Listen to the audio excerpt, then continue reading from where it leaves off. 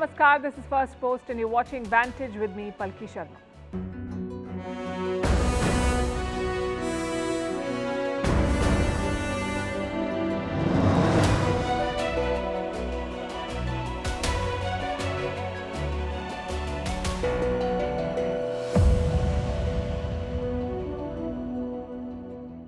The big story tonight comes from China. They have sacked their foreign minister, the one who went missing. We've been telling you about his disappearance. His name is Qing Gang.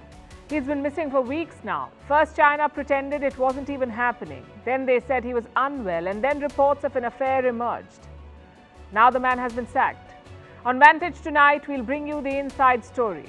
Also, while China claims Prime Minister Modi and President Xi held a meeting last year and arrived at an important consensus.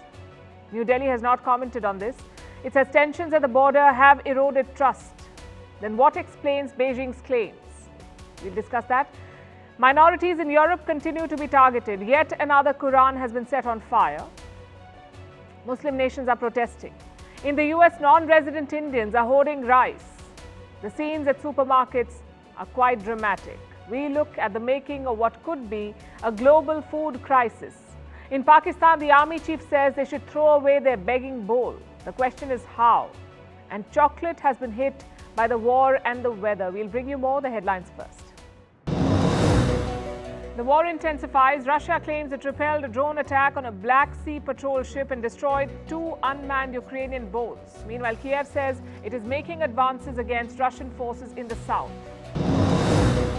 Taiwan braces for Typhoon Doksuri. It is forced to cut short its largest annual military drills. This is the strongest typhoon to hit the island in 4 years. It is expected to make landfall in China on Friday.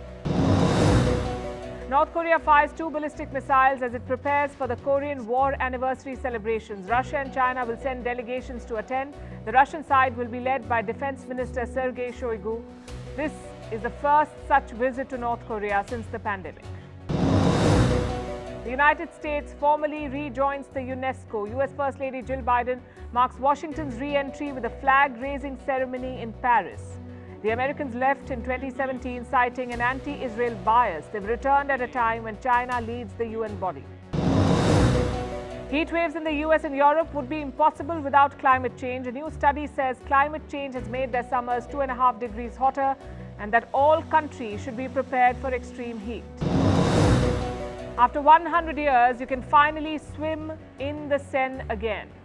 Paris is in the final phase of a historic cleanup that cost around $1.6 billion. France is determined to make its iconic river the star of the 2024 Summer Olympics.